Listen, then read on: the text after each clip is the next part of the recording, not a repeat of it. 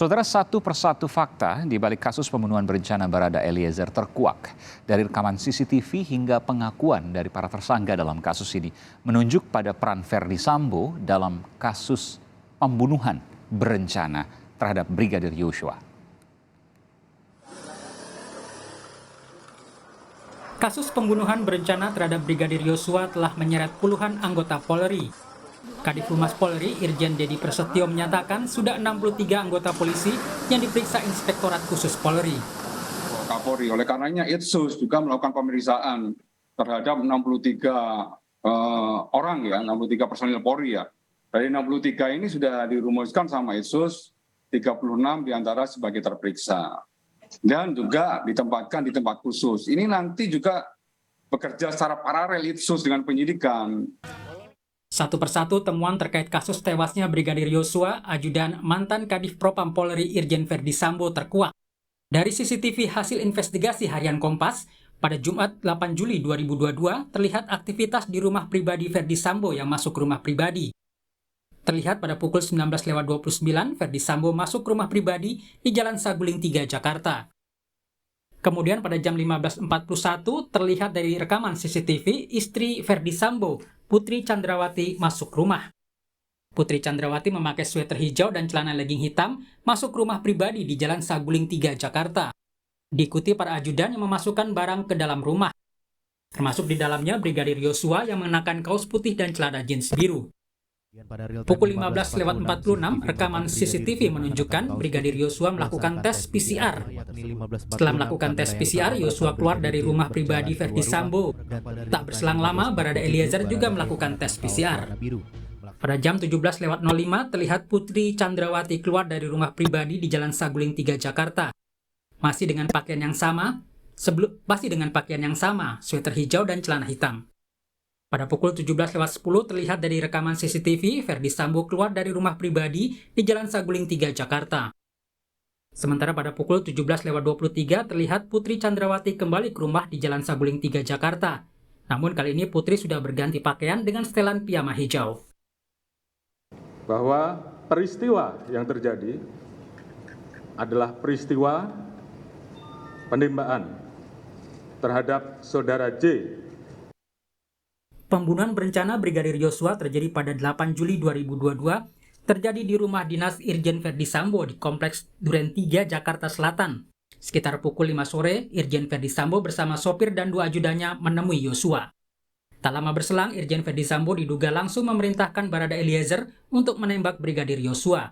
Barada Eliezer menembak Brigadir Yosua menggunakan senjata api jenis Glock 17 milik Brigadir Ricky Rizal.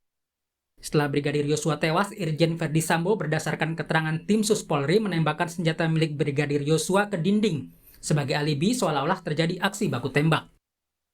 Saat diketahui meninggal di TKP, Irjen Ferdy Sambo memerintahkan ajudannya untuk membersihkan noda darah Brigadir Yosua. Yang terakhir, Irjen Ferdy Sambo diduga turut memerintahkan ajudannya mengambil rekaman video CCTV di lokasi kejadian dan sekitar rumahnya. Salah satu yang diduga terlibat dalam kasus ini adalah istri Ferdy Sambo, Putri Chandrawati. Penasihat hukum keluarga Brigadir Yosua, Kamarudin Simanjuntak, mendesak polisi segera menetapkan istri Ferdy Sambo, Putri Chandrawati, sebagai tersangka kasus pembunuhan berencana Brigadir Yosua. Berpura-pura melakukan obstruction of justice juga, persekongkolan jahat juga atau permufakatan jahat, menyebar kebohongan atau hoax juga di tengah masyarakat.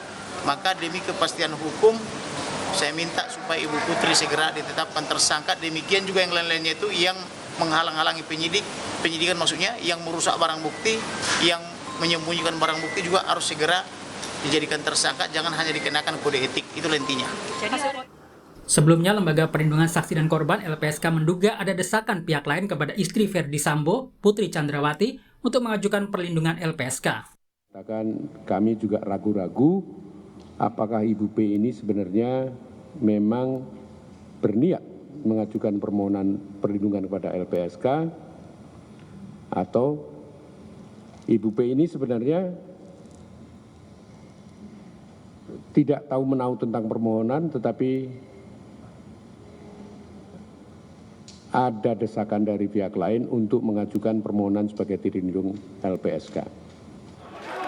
Polisi harus segera memeriksa semua pihak yang terlibat dalam pembunuhan berencana Brigadir Yosua. termasuk pihak-pihak yang diduga menghalangi proses penyidikan kasus ini. Tim Liputan Kompas TV.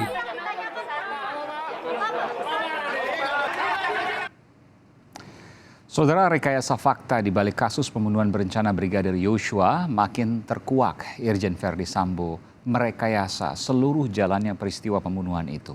Kini penasihat hukum keluarga Brigadir Yosua meminta polisi juga memeriksa dan menetapkan istri Verdi Sambo sebagai tersangka. Bagaimana mengungkap lebih jelas peran Verdi Sambo dalam kasus ini? Kita akan bahas bersama Komisioner Kompolnas Albertus Wahyu Rudanto dan penasihat hukum Barada Eliezer Roni Talapesi. Juga ada Ketua Komnas HAM Ahmad Taufan Damanik. Selamat malam Bapak-Bapak, sehat selalu. Selamat malam Mas Aiman. Ada desakan, saya ke Bung Wahyu dulu. Ada desakan dari pengacara keluarga Brigadir Yosua yang menyatakan bahwa sudah selayaknya istri Verdi Sambo, Putri Chandrawati, terjerat. Bisa dari laporan palsu, bahkan bisa lebih dari itu terkait dengan pembunuhan berencana. Komentar Anda, Bung Wahyu. Jadi begini Mas Aiman, Ya. kami Kompolnas melihat yang dilakukan oleh penyidik sudah on the track. Soal kuasa hukum dari almarhum Yosua berharap seperti itu, saya kira sah saja. Yang penting apa yang dilakukan itu sesuai dengan konstruksi hukum, kemudian penyidik juga bekerja sesuai dengan aturan yang ada. Itu bagi kami, karena sampai sejauh ini kami melihat apa yang dilakukan oleh penyidik masih on the track. Oke. Dan tidak ada masalah. Saya bertanya dulu Bung Wahyu, pasal laporan palsu itu delik murni atau delik aduan? Kalau saya Pengetahuan Anda? Saya bukan ahli hukum ya Mas Aiman, bukan ahli hukum, tetapi apa yang menjadi tuntutan dari kuasa hukum itu dan sekarang sudah bersurat, saya kira tinggal ini penyidik meresponnya bagaimana. Iya, sepengetahuan saya itu delik murni, artinya tidak perlu ada aduan. Artinya begini, saya ingin bertanya, harusnya kan langsung diproses. Ya harusnya, tapi penyidik kan sudah punya strategi dan kami nggak bisa intervensi ke sana. Saya kira penyidik sudah punya tahapan-tahapan dan dengan sekarang tahapannya Verdi Sambo sudah sebagai tersangka, saya kira penyidik sudah punya agenda, apalagi ada perintah dari Bapak Kapolri untuk akselerasi ini, dan itu sudah disampaikan oleh Ketua Tim Pak Irwasum, Komjen Budi Agung, agar tim maraton. Jadi kita melihat apa yang harus kita dorong semuanya sudah berjalan. Sebentar, ada perintah dari Pak Kapolri, Pak Listio Sigit, Jenderal Listio, untuk mengakselerasi, untuk mempercepat semua proses ini. Bisa Anda jelaskan soal itu? Jadi begini. Ini belum diinformasikan nih, ini baru informasinya nih. Sudah kami sampaikan di harian Kompas, sudah saya sampaikan. Jadi begini, hari Jumat kemarin kami rapat Komisioner Kompolnas lengkap dengan Pak Irwasum selaku ketua tim ini, kan penjawabnya kan Pak Kapolri ketua tim. Beliau menyampaikan memang ada atensi khusus dari Bapak Kapolri untuk akselerasi ini, sehingga tim diminta kerja maraton. Nah, memang tidak ada tenggang waktu harus kapan segera, tetapi diharapkan untuk segera mungkin bisa maju ke kejaksaan. Dan sekarang kan surat ke SPDP, surat kejaksaan sudah dikirim, SPDP sudah keluar. Ya. Jadi ini ada progres yang menurut saya signifikan. Soal nanti Bu Putri dipanggil dan tidak, itu penyidik saya kira sudah punya agenda untuk ini, saya kira Mas Aiman. Termasuk juga soal bersih-bersih di tubuh Polri. Oh ya, jadi kan itu kan sinergi. Kalau bersih-bersih di tubuh Polri, tentu itu nanti domainnya Kapolri, tetapi pelaksananya kan ASSDM.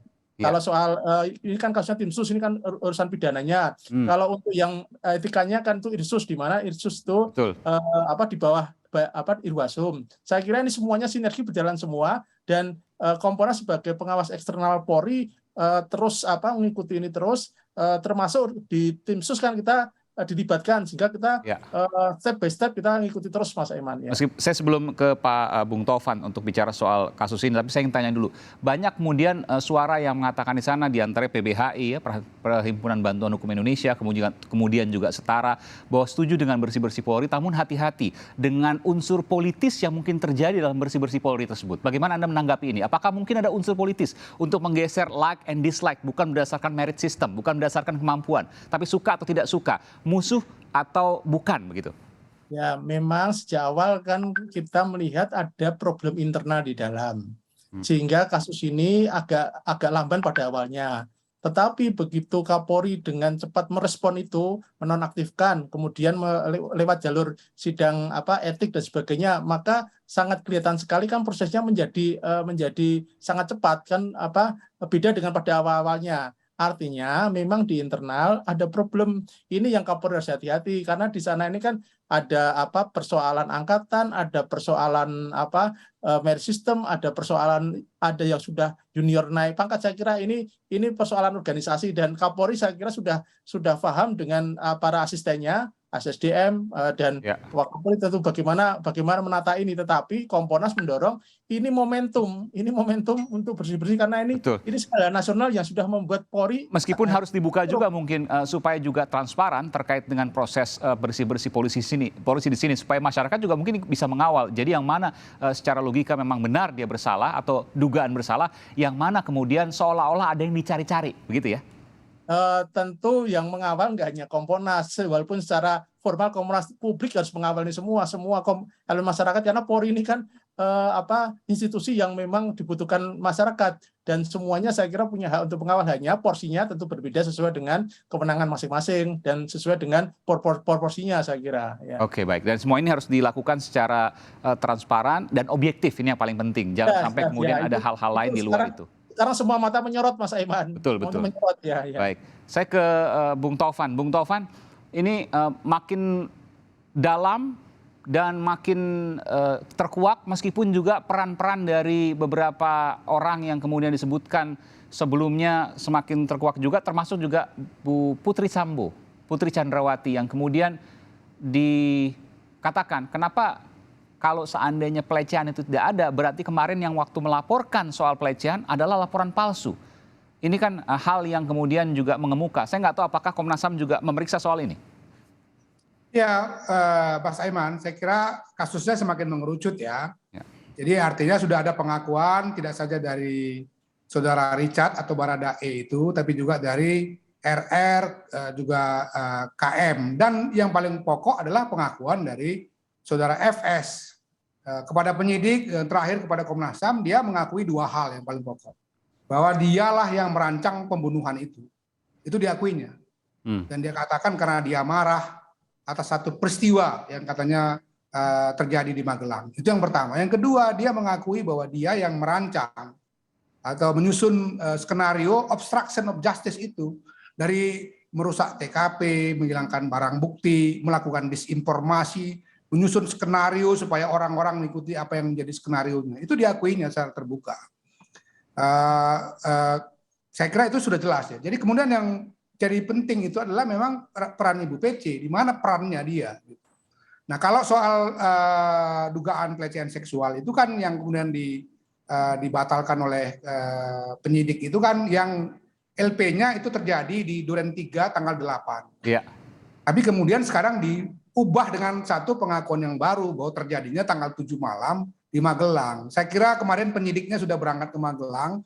Kita tunggu sajalah penyidik itu melakukan satu pendalaman. Juga sekarang ini Komnas dibantu Komnas Perempuan walaupun belum berhasil sepenuhnya ya untuk melakukan pendalaman-pendalaman. Oke, saya belum mendengar Pak Taufan. Ternyata tidak benar ya memang itu bisa masuk bagian dari obstruction of justice juga. Dan saya lupa tapi di KUHP ada memberikan kesaksian palsu itu juga ada tindak pidananya gitu. Betul. Saya belum mendengar bahwa Komnas HAM berangkat ke Magelang untuk memeriksa katakanlah CCTV dan lain sebagainya. Apakah ada rencana ke arah tersebut? Saya kira sudah cukuplah dengan penyidik ya. Kami kemarin koordinasi, ada Pak Irwasum, Pak Kapolri, Pak Kabaintelkam, seluruh jajarannya itu kumpul bersama kita di Makobrimob itu setelah pemeriksaan atau sebelum pemeriksaan FS itu ya. Kita menyepakati bahwa Komnas HAM sudah harus mengakhiri tugasnya karena kami kan punya ranah yang khusus ya untuk membuktikan adanya pelanggaran hak asasi manusia, obstruction of justice itu juga bagian dari hak asasi manusia supaya tidak melanggar prinsip fair trial dan access to justice kan itu ya. Nah jadi dalam kesepakatan itu setelah pemeriksaan TKP kemarin, kemudian pemeriksaan Baradae di Barreskrim, maka tugas kami akan kami akhiri dengan kami akan membuat laporan lengkap mengenai seluruh peristiwa ini yang sesuai dengan Undang-Undang 39 tahun 1999 harus kami serahkan kepada Presiden dan DPR RI. Dan tentu saja tidak juga dilarang untuk langsung juga kepada user, kepada laman Kapolri. Baik, terima kasih untuk Bung Wahyu. Nanti saya ke Pak Tovan dan ke Bung Roni akan saya lanjutkan selepas jeda azan maghrib berikut ini. Bung Albertus Wahyu Rudanto, terima kasih karena Anda harus bertugas di tempat lain. Terima kasih Bung Wahyu. Kita akan dengarkan saudara kumandang azan maghrib untuk wilayah DKI Jakarta dan sekitarnya.